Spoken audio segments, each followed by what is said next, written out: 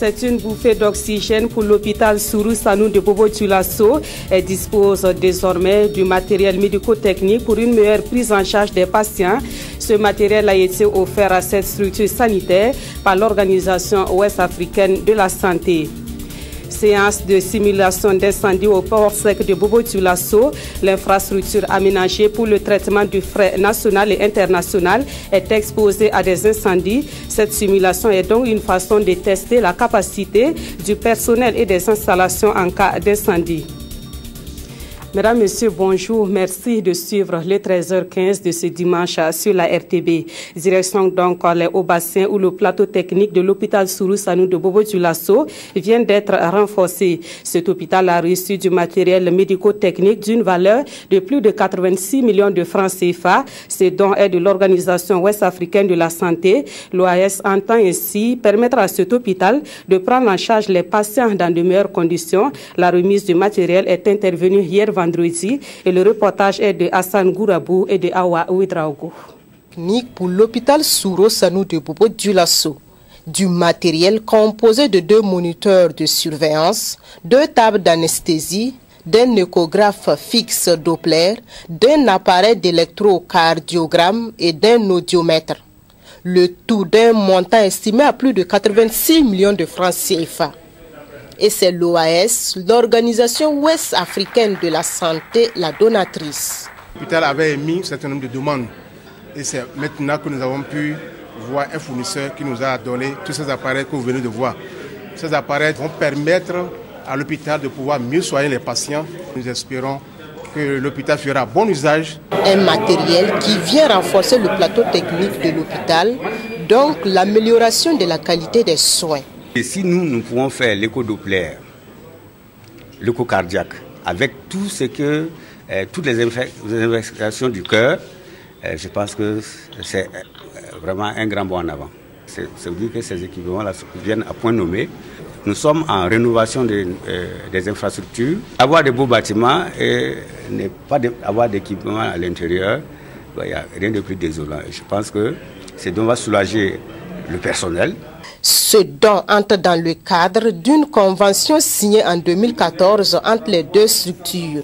Et selon son directeur général adjoint, l'OAS reste disponible pour soutenir le Burkina Faso dans sa quête pour un mieux-être des populations.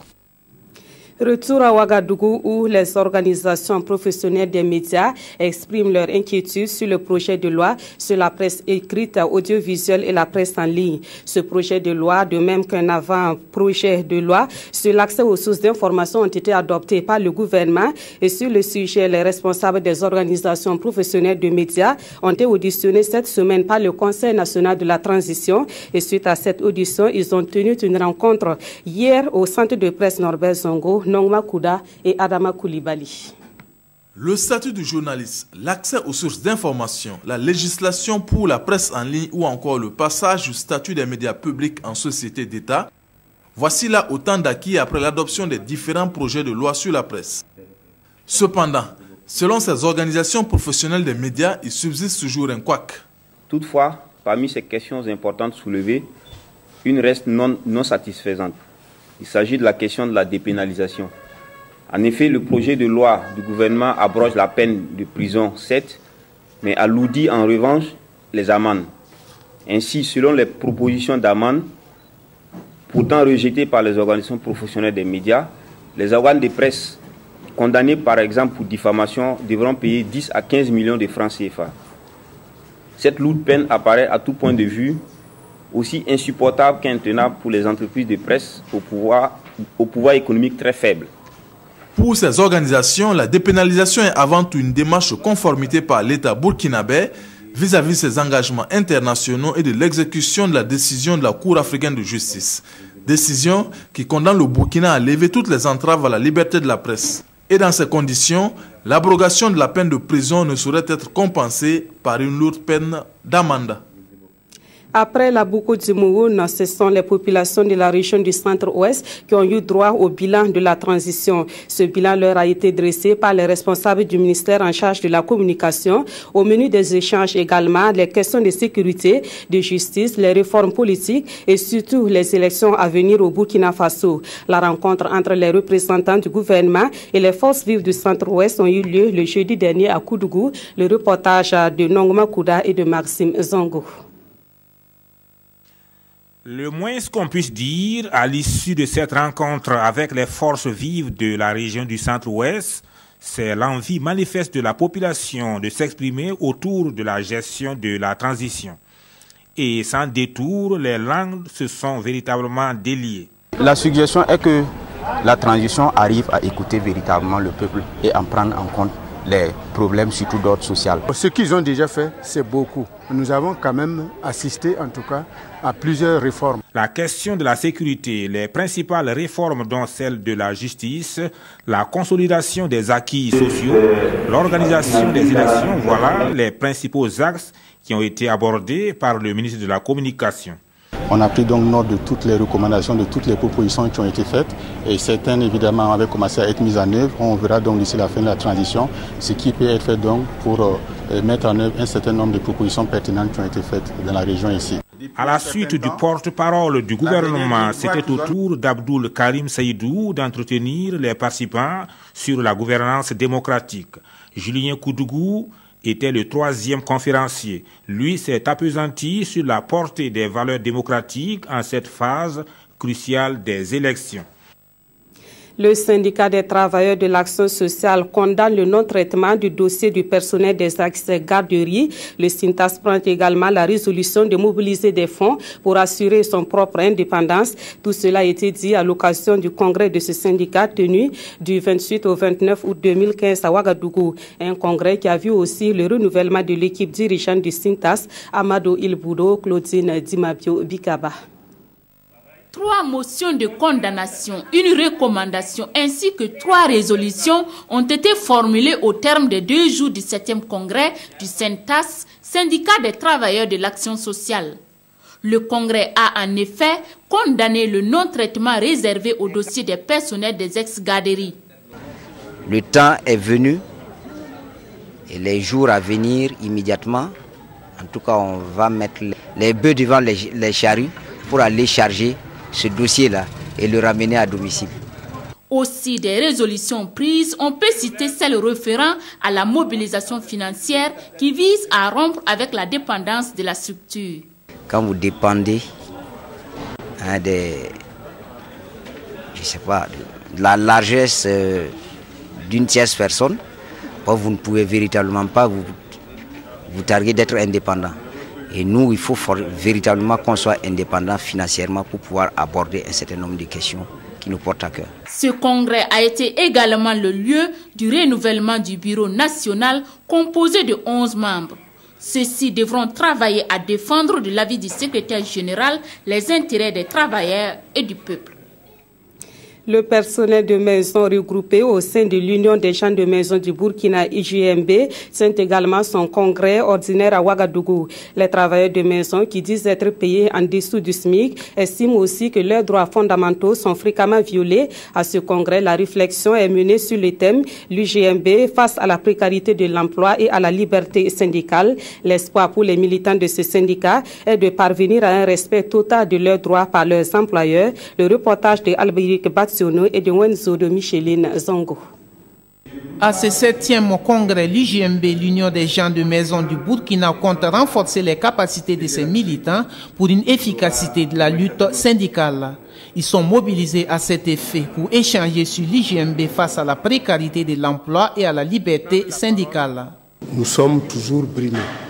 C'est-à-dire qu'il n'y a pas la liberté d'expression. Et on ne permet pas ces travailleurs-là de pouvoir prendre la parole devant l'employeur. Et ils ne veulent pas qu'on s'organise. Et nous sommes en train de lutter pour dire aux employeurs que nous devrons collaborer. Pour une meilleure organisation, l'IJMB privilégie la négociation et le dialogue avec les employeurs et le gouvernement.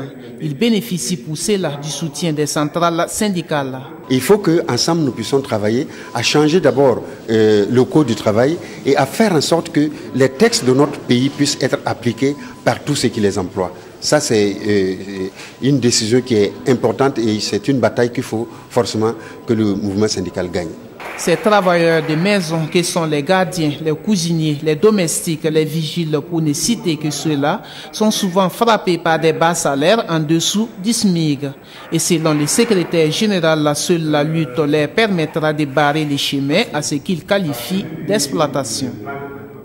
Autre point de l'actualité, le port sec de Bobo-Dioulasso, aménagé pour le traitement du fret national et international, est exposé à des incendies. Pour parer à toute éventualité dans la conception de ce port, il a été prévu un système de gestion des incendies. Des séances de formation sur la gestion des incendies sont régulièrement organisées aussi au profit du personnel. Hier, la Chambre de commerce et d'industrie du Burkina Faso a organisé une mise en scène pour tester la capacité des installations et du personnel à faire face à un incendie. Idrissa Warga et Ahadi Sandamba. Un magasin sous douane en feu ici au port sec de Bobo-Dioulasso. Ce sont plusieurs centaines de tonnes de marchandises en flammes et 2 blessés, créant ainsi la panique. Mais pour l'instant, ce sont les moyens du port sec qui sont utilisés ici par des agents tous services confondus pour contenir les flammes en attendant l'intervention des soldats du feu. Rassurez-vous, ceci n'est pas un vrai incendie. C'est plutôt une simulation pour tester les installations et surtout les capacités du personnel en matière de gestion des incendies. Je m'étais donné 10% de capacité d'extinction des feux et je me suis rendu compte que mon équipe a pu éteindre le feu à presque 90%, sinon 95% avant que les sapeurs-pompiers n'arrivent. La gare routière, c'est 7 milliards d'infrastructures. Et en valeur marchandise, nous sommes à 14 milliards par mois de valeur marchandise. Donc on ne peut pas s'amuser avec ce joyau. La structure, le dispositif de sécurité incendie au port sec a coûté environ 1 milliard. Respecte les normes standards de la CEDEAO. Quoi de plus normal d'en faire une priorité quand on sait également que la plateforme multimodale constitue le poumon économique de la zone ouest du Burkina Faso. À titre illustratif, le port sec de Bobo-Dioulasso injecte dans les caisses de l'État 7 milliards de francs CFA par mois comme taxes, nous ont confié les premiers responsables, sans oublier les centaines d'emplois directs et indirects générés par la plateforme. En religion, les églises des Assemblées de Dieu de Ouaga-Est tiennent la première grande convention missionnaire. L'objectif de cette rencontre spirituelle est de susciter chez les participants plus d'engagement dans l'accomplissement de l'œuvre missionnaire. La grande convention missionnaire est donc une occasion pour ces fidèles de l'église protestante de méditer et de partager les expériences en matière d'évangélisation. Elle a débuté depuis le 26 août dernier, suivant les temps forts de la cérémonie d'ouverture avec Jean-Eudes Bayala et Bouma Ernest Népier.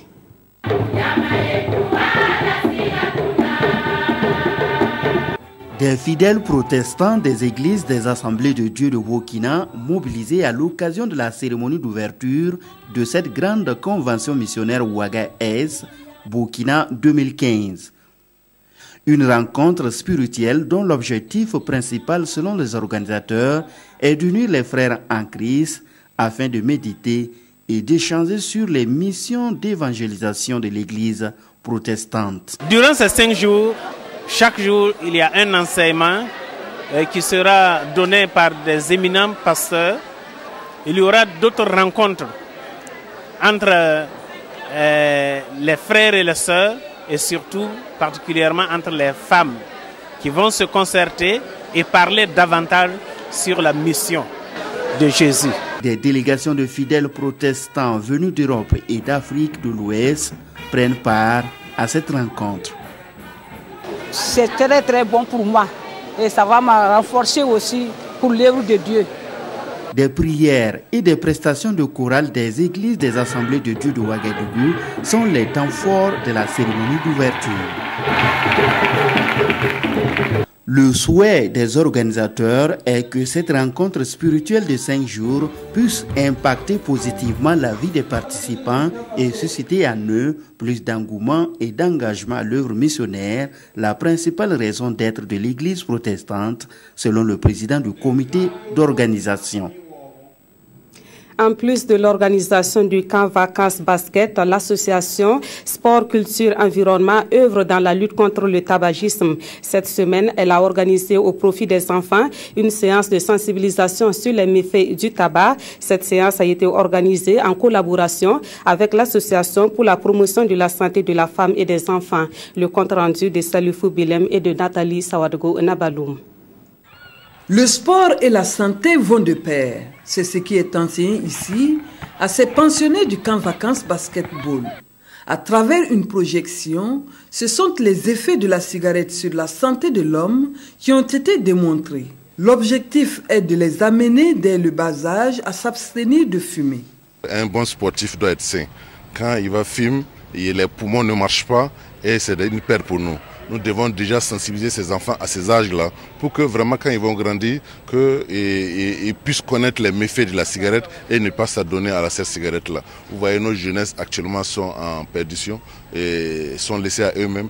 Nous, pendant les vacances, nous essayons de leur donner ce qui est utile. La formation est assurée par l'Association pour la promotion de la santé de la femme et des enfants. C'est une présentation générale que nous leur faisons par rapport au tabac. C'est quoi le tabac depuis les origines?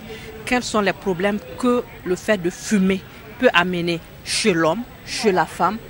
Quelles sont les conséquences que ça peut avoir sur l'avenir de eux qui sont encore jeunes?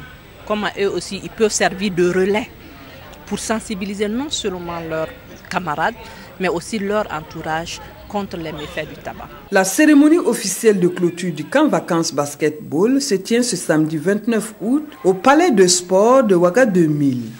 C'est la fin de cette édition. Merci de l'avoir suivi. Très bon après-midi de dimanche et à très bientôt.